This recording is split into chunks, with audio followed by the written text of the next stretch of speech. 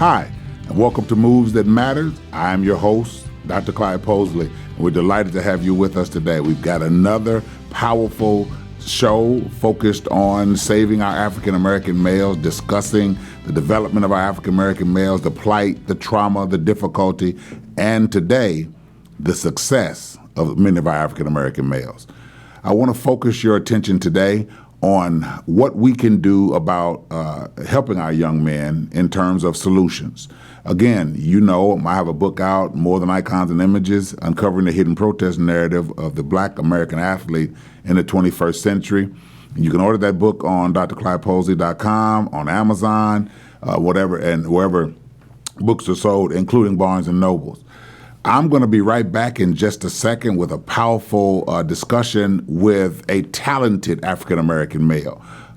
He and his father are here with us because we never want to give the notion that we think all African-American males are failing. We don't suggest that. We've never suggested that. But I do want to bring to you a young millennial who has made some choices that I think other millennials ought to make in theory and in practice to get the same result, because you are a product of your choices and your habits. We have a young man here with us today that's going to help us grapple with this notion of saving our African American males. You don't want to miss this. I'll be right back.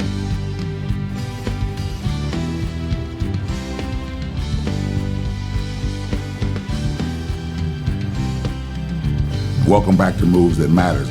As promised, we have a powerful segment about saving our African American males that includes solutions as well as an example today that many of our African American males, our millennials, are doing some powerful things in the community and making the right choices. You may have noticed this month I've had a special guest with me, Mr. Eric Simmons, the entire month of July. We've been friends for over 40 years, grew up in the same neighborhood, and God bless us to take what we learned and get to another level by His grace. Glad to have you back, my man. Glad to be here, sir. All right, and you brought a special guest with us, with you today. Can you talk to us about who you brought with you today? Yeah, today we have a special guest. My son, Miles Simmons, is here. I'll let him talk about himself. He's a student at IU South Bend, a student athlete. So I'll let him speak to that for a minute. Hello, everyone. My name is Miles Simmons. I'm a business marketing major at IU South Bend. I'm also a basketball player. I play point guard and shooting guard, student athlete. So I'm just thankful to be here.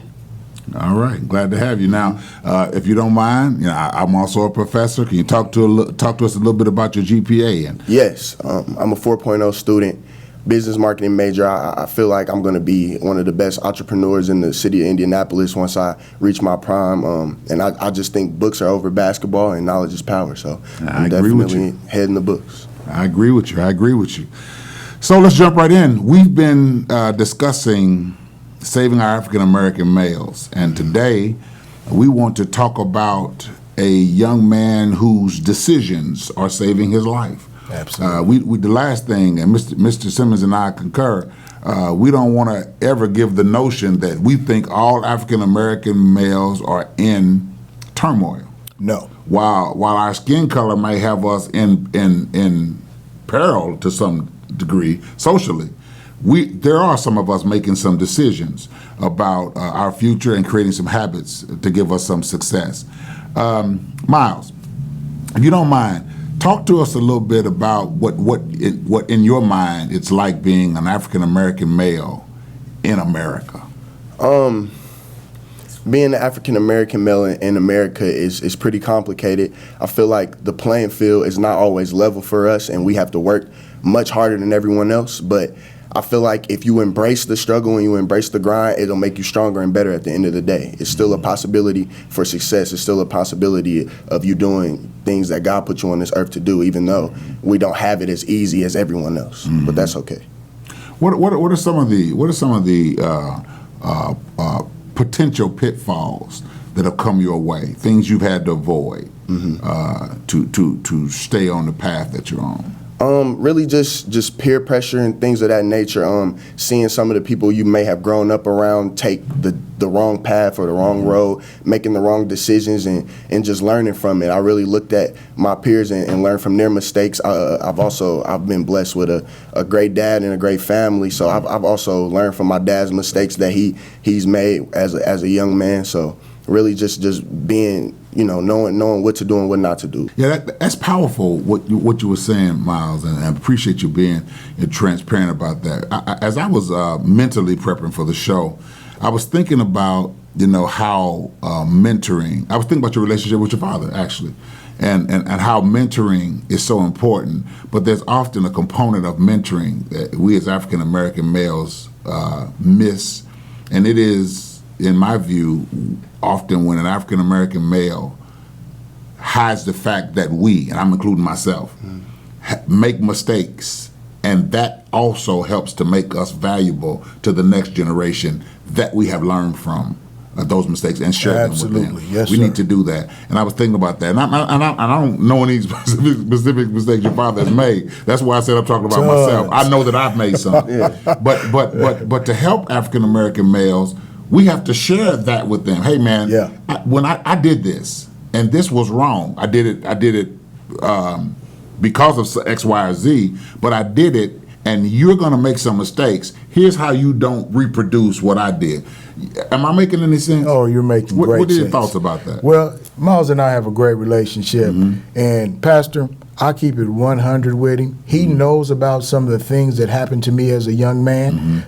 He knows As that do my sons. I talk to them about there's it. no perfection out here. Exactly. You know, it's misguiding to tell them they're going to be perfect. My Or God. that we expect it. And I told him, I said, Dad knows you're going to fall sometimes, but it's the effort and the being able to come back from that falling that can keep you where you need to be. That's right. He and I talk, and we talk about things that matter. We have jive. I've coached him his whole life till he got about the 8th grade, and then I had to step back because coaching was taking a toll on our relationship. So I didn't want that to happen. Right. So he's grown up into a fine young man that's dealing with things on his own. Right. But at the end of the day, he has God in his life, and he'll see through. He'll be able to see himself through. That's right. Miles, what is the millennial generation missing today that's leading to such the death, the tragedy, sometimes lack of political participation? What would make, if you could craft a strong millennial generation, how would you do it? I would craft the generation with a foundation of God and people that follow Christ. I think also another thing that's missing in our generation is hope, which is also God in Christ. That's what will give you hope. That's right. So I mean, it's just hope and lack of looking into the future, because if you feel that you don't have a future, then some of the decisions that you make today, you're not considering your future. You're just considering your emotions right now. And I feel like emotion is the enemy of logic. So if we react emotionally, say that again? Emotion is the enemy of logic. That's a profound statement. Yeah, if you make a decision emotionally, it might not be logical. So, and that can happen a lot when you don't really see the future. So, many of our young, your father and I were in a discussion with a pastor recently, and the pastor brought up that it's it's unnatural for young people to be so hopeless. As you probably know, your father met with 2 17-year-olds. He's going to talk a little bit more about that today. Who didn't seem to have much hope about their future. They were prepared to die in the streets. Exactly. Can you talk about where you may have seen millennials lose hope? I had an experience, in my family that I had to recover from, and it made me lose hope for a lot of it. Had I stayed in that spot, as the pastor we were talking about, had I stayed in that spot, I wouldn't be Dr. Posley. I wouldn't be saved. I wouldn't be the father that I'm trying to be today.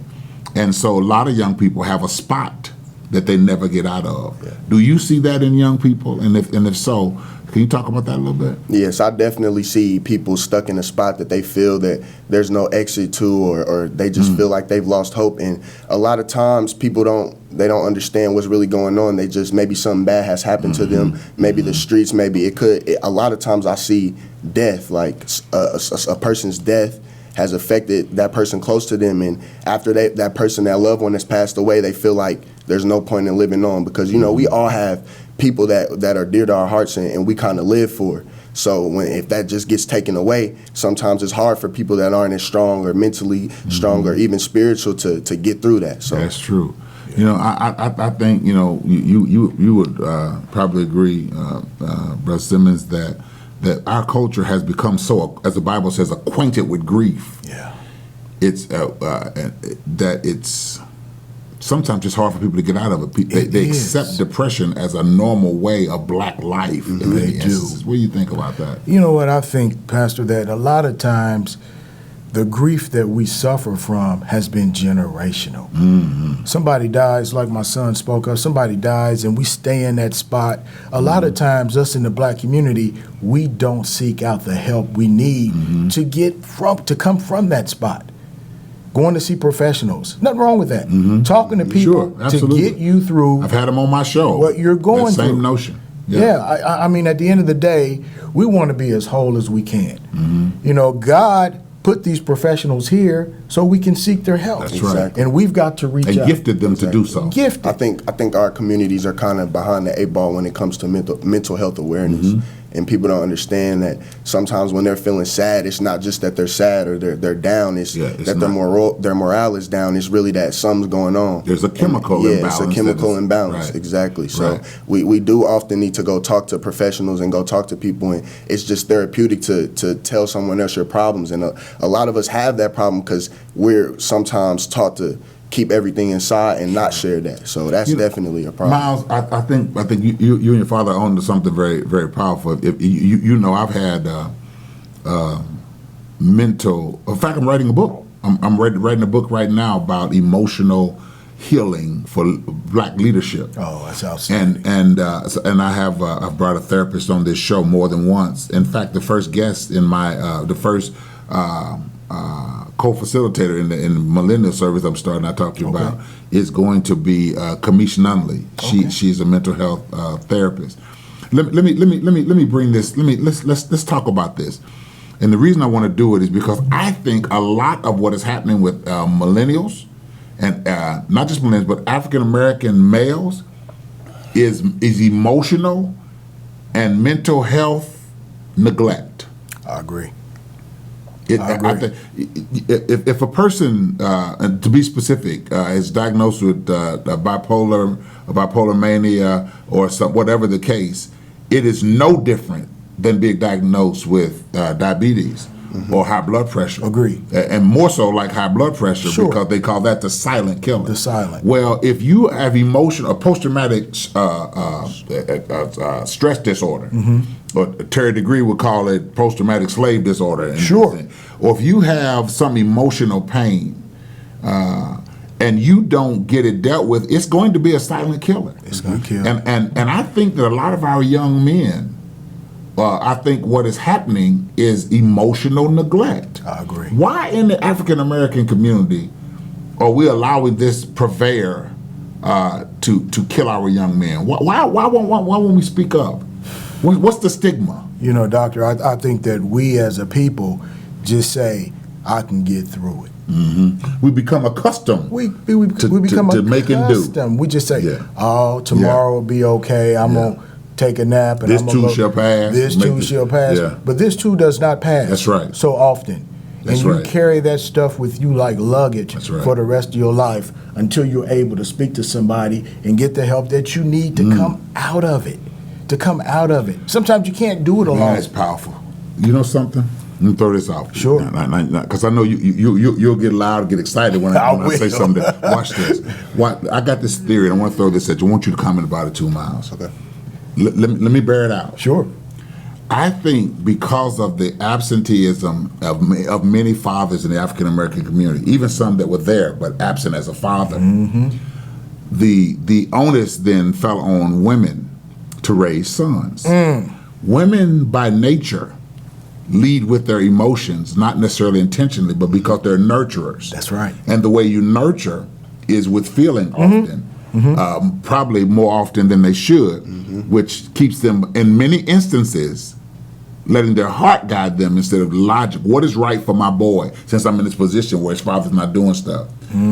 Is it possible that some of our African American males today are suffering in this new way that we're discovering from the absence of male leadership because they are being now nurtured by women who are leading with emotion, trying to protect him from what they think?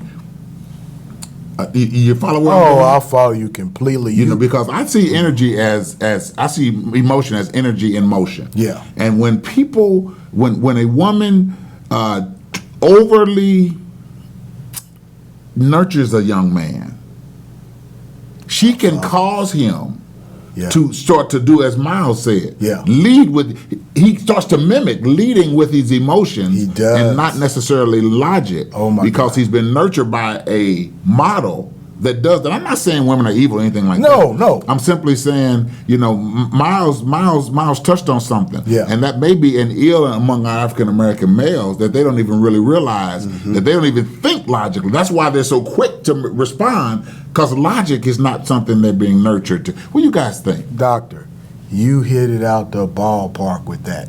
I see that on a daily. Young emotional males. And it's got to be coming from somewhere, It's because coming it's not from- natural It is for not. us to be emotional first as men. It is not. Right. And I see it quite often. I see young men, when I get ready to have a conversation with them, the first thing they go is, Huffing, puffing, I'm blowing. like, wait a minute, son, where is that Where coming that from? We didn't do that as That's right. young men. That's right. That's right. No, sit up here, eye to eye Right. contact, And look me in the eye. and talk to Right. me. Right. And let me know what's going on with Right. you. And I think what you just said, like I said, that was a home run. You're helping somebody with that analogy. And I hope to be helping some mother who may not have intentionally, Miles, know that she was doing this, but if since they are in the role, we cannot deny the dominant influence of women. That's right. Fortunate or unfortunate. And now that's not to suggest that women cannot powerfully affect a young man. W.E.B. Du Bois was raised by his mother. She was raped by a slave owner, and his father was a slave master. Yeah. Frederick Douglass' mother was raped by a slave master and raised. So a mother can raise a black man to be a black man, but she can't turn him into a bundle of emotions and do so. You cannot. You know, she can. Miles, I believe. What do you see in the sports world? Do you see how dangerous emotion, uncontrolled emotions, can affect a sports career? Exactly. It definitely can affect a sports career. It can change a game, just not even a career. It can just change the trajectory of the way a game's going. If something's not going your way and you react emotionally, you might get a technical foul or anything. And you know, once you look back at the film at the end of the game, you're like, man, I should have never got that. That was an emotional decision. That wasn't a logical decision. Yeah. Logical would have been to just shut my mouth, not talk to the Walk ref, away. and we would still be winning right now. Right. You know what I'm saying? So, and that's definitely a problem. It's a lack. It's not a balance. When it's just the mother there, it's just her way. It's just, and that's how you adapt to it. And her ways are definitely going to affect her child. And when the dad's not there, that balance is not there. So That's powerful. But I see. I'm a big NBA fan. I used to call myself trying to play basketball. He was nice. So you know, but when I see Boogie Cousins, when I see Draymond Green, I cringe. I do as well. Because I see something, you know, my doctoral work is in what's called psychoanalytics. It's kind of like social science versus just internal psychology. Okay. It's the study of how a society thinks. Something's wrong when we start to accept that these men who are playing basketball for a living would want to cuss a man out. Do you remember you're making $30 million to come play basketball? That's right. Yeah. Something's wrong when you have the power to control your whole world. Yeah. And you don't get your way in this instance, and you need to threaten a man's life. Yeah, it doesn't make sense. Something's deeper. Yeah. Something's going on deeper there. Yeah. You know, Miles. I relative to emotion and response. There are several ways that those lack of emotions being played out several directions they can take. Sometimes it's frivolous spending, emotional spending. One of the things I wanted you to talk about is where your generation is from your perspective financially. Is emotion playing a part in Generation X's or the millennial generations? The way they spend their money, what they spend their money on, what they think money is for.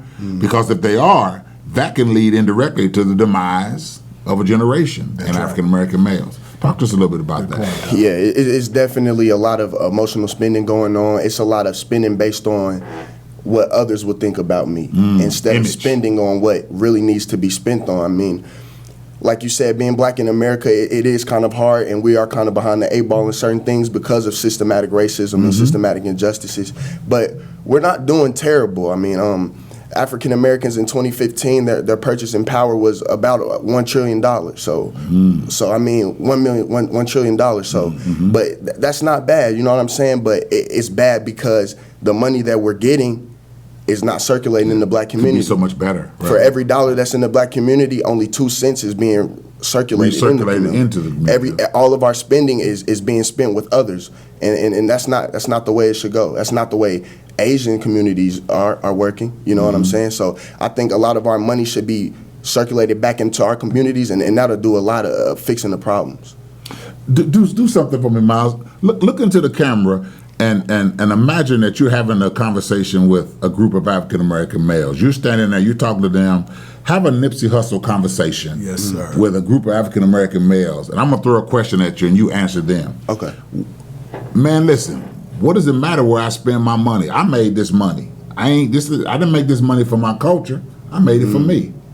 Answer them. I tell them that it doesn't, I can't tell you where to spend your money because it is your money, but you should be interested and you should be wanting to know, how am I affecting my community? You're a black male, you're a black person, you should want the best for your people. I'd say that to reach success and for black people to come out of the situations that we're in, these tough situations, we need to depend on ourselves because no one else is going to get us out of some of the financial troubles that we're going through. I think black people should buy, sell, and produce our own products, and we should put that money back into each other. And as you keep doing that, you'll see that we'll get to a better place financially. But how can we learn that? How can we learn How did you learn it? Where can they learn it? How can young black African American males or millennials learn more about financial literacy and learn how to make their dollars make sense?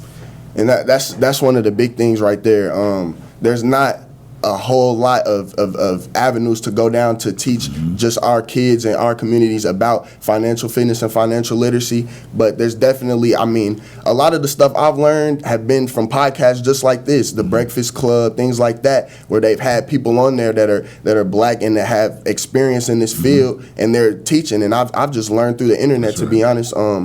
I'm also a college student, so a lot of that has came from that. But I mean, read. I mean, knowledge is out there for you to get. So it's out there. You just have to go find it. Good job. You have touched on some powerful things, man. You know, we in the African American community, in my view, Miles, are the only culture, at least in America, that fights itself.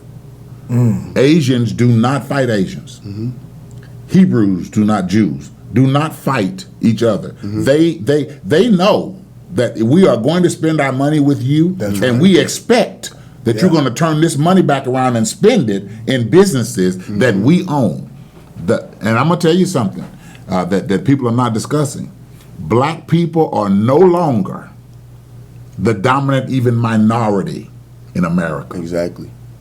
This next census will prove, the last census has let us know that Latino Americans, Mexicans, are at 19 to 20% of the American culture, and black people are declining. We are less than 15%. Wow.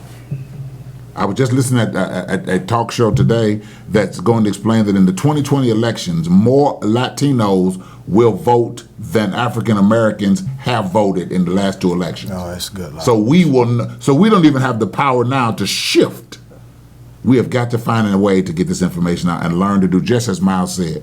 work within our culture to strengthen our culture. And it doesn't mean to hate white people. No, it doesn't absolutely mean not. to hate Latinos. No. It does. But there's nothing wrong with, just like if we grew up in the hood. Yeah. The Simmons helped the Simmons. They didn't hate the Posleys. That's the right. Posleys worked to develop the Posleys. Didn't mean we didn't hate the Simmons. That's right. We made sure because together we're all better. It was solid. There's It was nothing wrong solid on back depending on your brother to help you out and pick you up out of certain bad situations. Exactly. There's nothing wrong with a little bit of nepotism. Everyone does it. Absolutely. That's right. It's biblical. Yeah. It's biblical. It's biblical. Well, I wish I had time to get into that. It's biblical. Listen, man, you guys have been great. A great guest. I hope to have you back, man. I only have a limited amount of time for this show. I'm gonna have to do something about that. I'm going to start talking to my viewers about how they can participate in the giving for this show, so we can expand our time, because I believe we're talking about some powerful things. Miles is sharp. He's prepared for the world. And he's got somebody standing by his side, just like a coach. Coach doesn't play. Yeah. They help with the plays. Well, thank you so And one of the things I always say is one day, if you're successful, one day Miles shouldn't need your specific leadership. Yeah. Great leadership renders itself ultimately unnecessary. That's right. Thanks, man. Thank you, sir. Appreciate you being here. We Thank you, appreciate Mr. Miles. Thank you as well. God bless you. God Listen, bless you. that is our show for today. I'm going to close out by telling you guys we are not done talking about African American males. We need African American males. We need these kinds of conversations, and there are going to be more conversations coming. My show here, Moves That Matters, is focused on the issues that most people don't want to talk about. While we love your viewership, want you to hit share, want you to interact, we're not here to please you. We're here to help you. Listen, in life, you're making constant moves that matter. Why don't you make your moves that matters one that can help African American males, help our young people, and help us all? Because the truth of the matter is, as my friend Mr. Simmons has said so often, the cavalry is not coming. We are the cavalry. Yes, sir. Make your moves some moves that matters. I'm your host, Dr. Clyde Posley. We'll see you next week. Bye-bye.